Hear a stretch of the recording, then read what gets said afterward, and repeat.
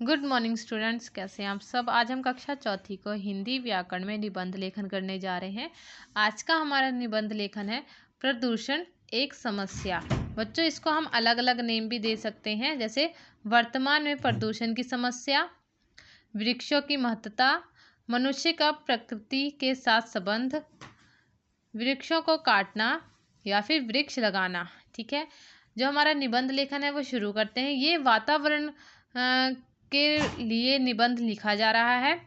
इस निबंध में बताया जा रहा है कि जो प्रदूषण है वो हमारे प्रकृति को कितना नुकसान पहुंचा रहे हैं। निबंध शुरू करते हैं। वर्तमान समय में प्रदूषण की समस्या बहुत विकराल रूप धारण कर चुकी है। इसने सारे संसार को परेशान कर रखा है। वैसे इस संसार के लिए हम सभी जिम्मेदार हैं। मनुष्य ने ही प्राकृतिक वातावरण को प्रदूषित किया है। तो क्या जो आज का समय जो हमारा चल रहा है वो प्रदूषण का समस्या बहुत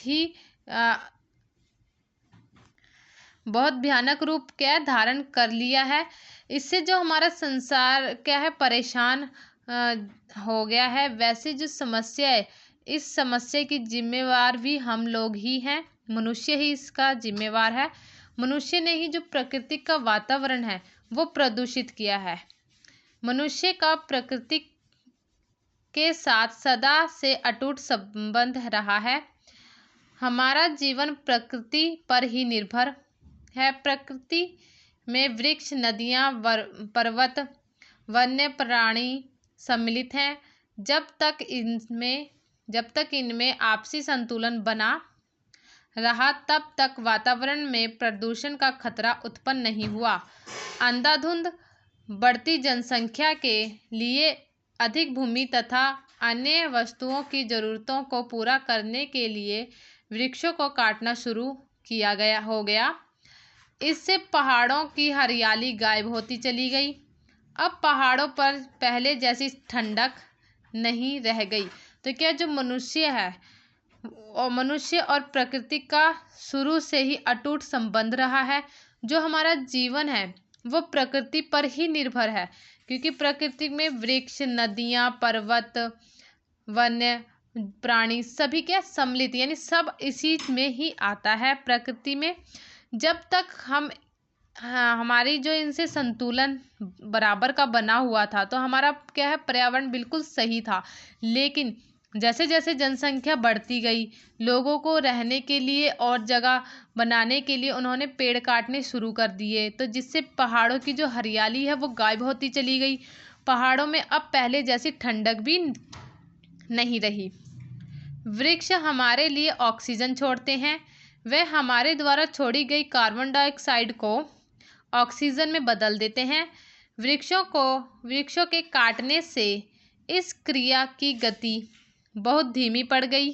अब तो हमें सांस लेने के लिए शुद्ध वायु तक नहीं मिल पाती है। यही स्थिति जल की है।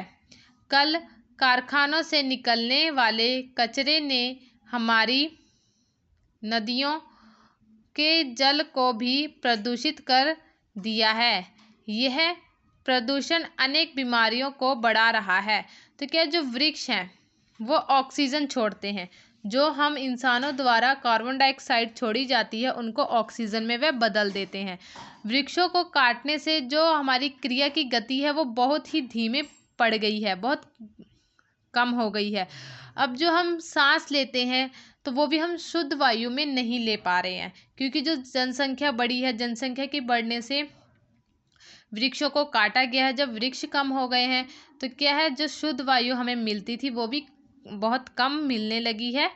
लेकिन यही समस्या हमारे जल की है, जो नदियां हैं उनकी है। जो नदियों के पास कारखाने बने हुए हैं, उन कारखानों से जो गंदा पानी निकलता है, कचरा निकलता है, वो सारा कुछ बह के नदियों में जाता है, जिससे क्या है नदियां प्रदूषित हो जाती हैं। और वही प्रदूषण के कारण जो कि हमारी बीमारियां बढ़ती चली जा रही, अनेक से अनेक हमें बीमारियां होती जा रही हैं। ठीक है, प्रदूषण के प्रभाव को कम करने के लिए हमें अधिक से अधिक संख्या में वृक्ष लगाने होंगे। हमें वृक्षों की रक्षा भी करनी होगी। नदियों के जल में गंदगी को बहाने से रोकना होगा। तो यहाँ पर क्या बताया गया लास्ट में कि जो प्रदूषण का प्रभाव है उसको कम करने के लिए हमें ज़्यादा से ज़्यादा जितना हो सकता है उतने वृक्ष लगाने चाहिए।